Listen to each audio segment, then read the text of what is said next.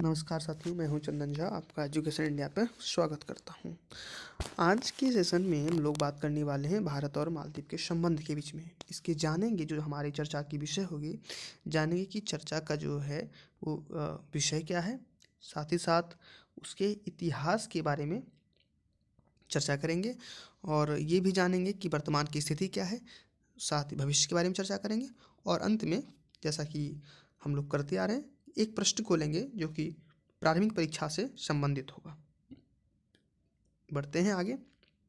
सबसे पहले आगे बढ़ने के क्रम में ये देखना ज़रूरी है कि मालदीव की स्थिति भारत के कहाँ पर है।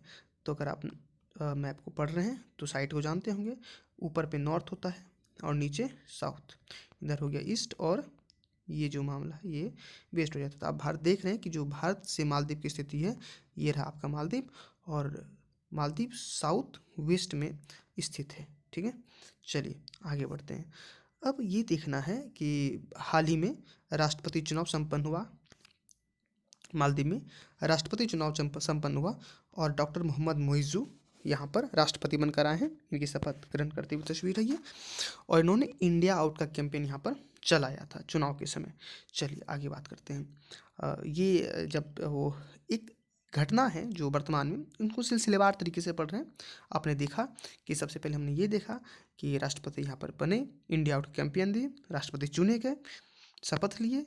उसके बाद इनकी मुलाकात प्रधानमंत्री से होती है दुबई में। दुबई क्यों गए थे? तो COP28 की समिट थी, वहीं पर इनकी मुलाकात हुई और बातचीत भी हुई। क्या बातचीत हुई, इसकी कोई ज़्यादा जानकारी प्राप्त नहीं हुई है अभी, और इसी के आगे बढ़ते क्रम में जाएंगे तो आप ये याद रखेंगे, एक चीज़ आपको पता होनी चाहिए कि मालदीव के जो भी राष्ट्रपति बने हैं अभी तक, उनका सबसे पहला दौरा भारत का हुआ है।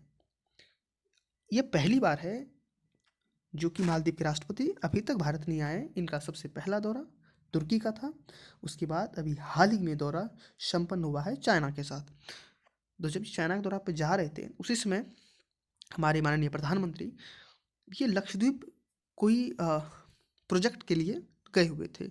उन्होंने यहाँ पर कुछ तस्वीर वगैरह खिंचवाई और लोगों को यहाँ पर आने के लिए आकर्षित किया। एक तरह से कहा जाए कि ये लक्षद्वीप के ब्रांड एम्बेसडर बन गए। इतने बड़े प्रचारक अगर कहीं पे जाएंगे तो उनका वास्तविक तौर पर प्रचार तो होगा ही। आगे बढ़ते हैं, और जब आगे बढ़ते हैं तो हमने देखा कि यहाँ पर जो मालदीव के 3 मिनिस्टर थे, इन्होंने नरेंद्र मोदी पर और साथ ही साथ भारत की संस्कृति पर या फिर जनता पर अभद्र टिप्पणी की, जिनके कारण इन्हें वहाँ से बर्खास्त कर दिया गया।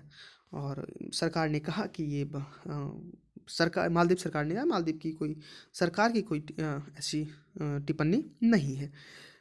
हमने ये भी देखा कि जो हमारे यानी कि मालदीव के राष्ट्रपति हैं, उनका चाइना यात्रा होता है और ग्रैंड वेलकम होता है इनका।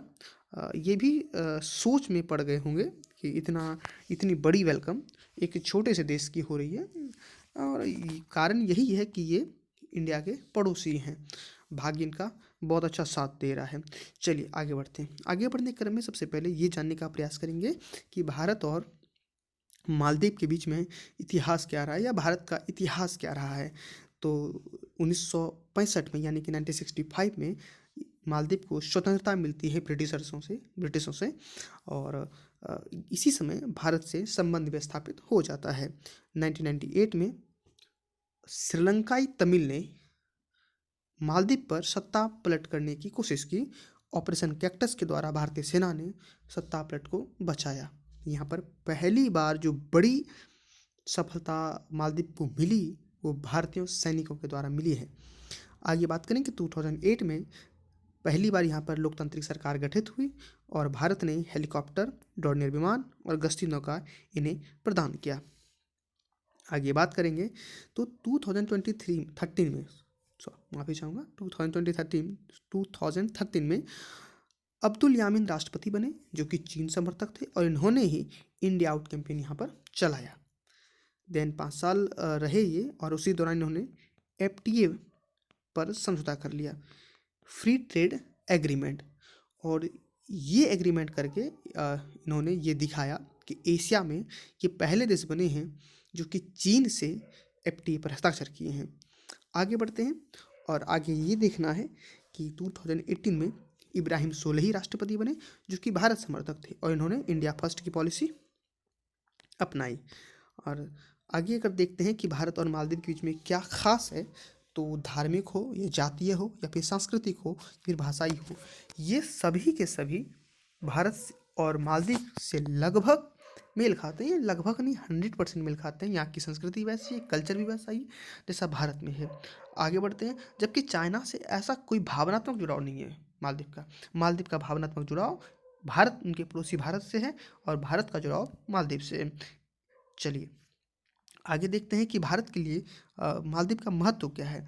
तो भारत के लिए भू आर्थिक तौर पर मालदीव का बहुत ही महत्व बनता है, क्योंकि जो भारत का जो ट्रेड हो रहा है, वो लगभग जो 50% ट्रेड होता है वो इसी रास्ते से होता है। भारत का ट्रेड इसी रास्ते से होता है, इसलिए मालदीव यहाँ पर एक पॉइंट पर है जो कि भारत के लिए अति महत्वपूर्ण है। साथ ही साथ जो भारत का 80% ऊर्जा एनर्जी का इंपोर्ट करता है भारत, वो मालदीव के आसपास समुद्री मार्गों से होता है। ये दो बड़ी चीज़ें हैं जो कि भू आर्थिक तौर पर मालदीव को महत्वपूर्ण बनाती है भारत के लिए। आगे बात करें भू राजनीतिक के तौर पर, तो सार्क, आसियान या हो आसियान रीम एसोसिएशन, सागर पहल, या फिर इन सभी चीज़ों में भारत और मालदीव एक राजनीतिक स्तर पर साझा करते हैं। साथ साथ यूएन में अस्थायी सदस्यता के लिए मालदीव भारत का समर्थन करता है। अगर सुरक्षा महत्व के तौर पर देखें तो आप जान रहे हैं कि चाइना जो है वो भारत का एक, आप कह सकते हैं कि संबंध अच्छे नहीं हैं। इस कारण से सुरक्षा महत्व के तौर पर जो मालदीव है उसकी स्थिति बहुत ही पॉइंट पे है। भारत को चाहिए कि मालदीव को हमेशा अपने साथ रखे, ऐसी स्थिति ना पनपे जो कि मालदीव से अलग होना पड़े। आगे अगर बात करते हैं प्रवासी भारतीय पे, तो लगभग 30,000 के आसपास लगभग ये फिगर है कि जो भारतीय प्रवासी हैं वो मालदीव में रहते हैं। ये शिक्षा, चिकित्सा, व्यापार या फिर निवेश जैसी गतिविधियों में लगे हुए हैं, तो ये काफ़ी महत्वपूर्ण हो जाता है। आगे अगर बात करें आर्थिक सहयोग की, तो भारत जो है वो मालदीव को काफ़ी ज़्यादा सहयोग देता आ रहा है। और अगर देखा जाए मालदीव के लिए, तो भारत का जो मालदीव के लिए भारत दूसरा सबसे बड़ा व्यापारिक साझेदार है। साथ ही साथ अगर यहाँ की बात करें कि यहाँ की जो अर्थव्यवस्था है वो पर्यटन पर टिकी हुई है, और जो भारत का सबसे अधिक पर्यटन भेजने वाला मालदीव में पर्यटन भेजने वाला भारत देश है, जो कि सबसे अधिक पर्यटन भेज रहा है। साथ ही साथ अगर बात करें बुनियादी ढांचा की, तो यहाँ पर भारत ने कई सारे बुनियादी ढांचाओं पे खर्च किया है। अगर बात किया जाए तो कई सारे अंतर्राष्ट्रीय हवाई अड्डे पे उन्होंने काम किया है, या फिर हाल ही फिलहाल में देखा जाए तो 2022 के आसपास में national college for policing and law enforcement का उद्घाटन हमारे विदेश मंत्री ने जाकर वहाँ पर किया है। अगर बात करें सैन्य सुरक्षा की सहयोग की बात करें, तो इक्विवेरियन, दोस्ती, एकता, ऑपरेशन शील्ड, ये बहुत इंपॉर्टेंट है किसी भी परीक्षार्थी के लिए। ये भारत और मालदीव के साथ सैन्य जो सहयोग होता है, यानी कि बात करें सैन्य अभ्यास होता है, वो हो रहा है। साथ ही साथ अगर देखा जाए मालदीव के 70% सैनिकों का प्रशिक्षण भारत के द्वारा किया जा रहा है। ये मालदीव के लिए बहुत बड़ी बात है। अगर आगे बात करें मानवीय सहायता में, तो मानवीय सहायता में बात करें तो भारत ने ऑपरेशन संजीवनी, आपको पता होगा जब कोविड-19 का काल था, तो भारत ने ही वहाँ पर ऑपरेशन संजीवनी के माध्यम से वैक्सीनेशन करवाया। साथ ही साथ ये 2014 होगा, 2014 में ऑपरेशन नीर चलाया और मालदीव को पेयजल उपलब्ध करवाया। साथ ही साथ 2004 में सुनामी आई थी, जो मालदीव की कंडीशन थी बहुत ही ख़राब हो गई थी, उस समय भी भारत ने आर्थिक मदद करके मालदीव को ऊपर उठाया है। साथ ही अगर बात करें कि हाल के दिनों में क्या देखा जा रहा है कि रिश्तों में खटास आई है। भारत के लगभग 80 सैनिक मालदीव में है, जिसको कि मालदीव के जो हाल के प्रधान राष्ट्रपति हैं मोइज़, उन्होंने कहा है कि 15 मार्च तक भारत को यहाँ से सैनिक को वापस करना पड़ेगा। और अगर देखा जाए तो हाल फिलहाल में जो मोइज़ चीन गए थे, वहाँ पे उन्होंने लगभग 20 समझौतों पर सहमति दर्शाई है, जिसमें कि BRI यानी कि बेल्ट एंड रोड इनिशिएटिव और साथ ही साथ स्ट्रिंग ऑफ पर्ल्स शामिल है। ऐसे कई सारे मुद्दे हैं जो कि भारत अभी तक कर रहा था, वो कर रहा है चीन।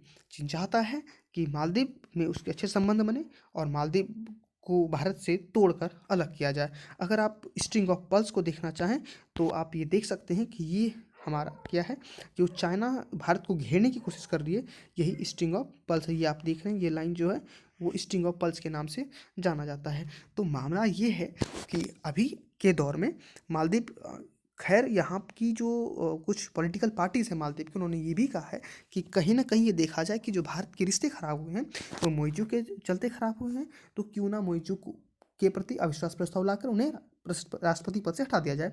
खैर ये बात की बात होगी, देखने वाली बात होगी क्या होती है, परंतु भारत को चाहिए भी कि भारत मालदीव के साथ सहयोग अच्छे से स्थापित करके इसको बरकरार रखे। देखना यह होगा क्या भारत ऐसे शक्तिशाली देश, भारत ऐसे संप्रभुत्व देश, क्या 80 सैनिक ये जो मालदीव में हैं, क्या उन्हें बुलाने पे वश होता है, या फिर किसी तरह अगर बात करें, अगर हमारी भी फॉरेन पॉलिसी अच्छी रहती है तो क्या ये रिश्ते ऐसे होंगे या प्रगाढ़ होंगे या और ख़राब होंगे, ये देखना होगा आगे चल के। खैर आगे बढ़ते हैं और आगे अब प्रश्नों को लेते हैं। जो हमने कहा था कि एक अभ्यास प्रश्न होते हैं इसमें, ये बहुत ही इंपॉर्टेंट प्रश्न है, ये पूछा जा सकता है किसी परीक्षा में, प्रारंभिक परीक्षा में। इसमें आप अगर देख रहे हैं तो निम्न में से कौन सा सैन्य अभ्यास भारत एवं मालदीव के बीच आयोजित नहीं होता है। एक था इक्वेरिन, दोस्ती, या फिर ब्रज विहार। अगर आपने इस एपिसोड को ध्यान से देखा होगा तो कहीं न कहीं इसी सेशन में इसका उत्तर छुपा हुआ है।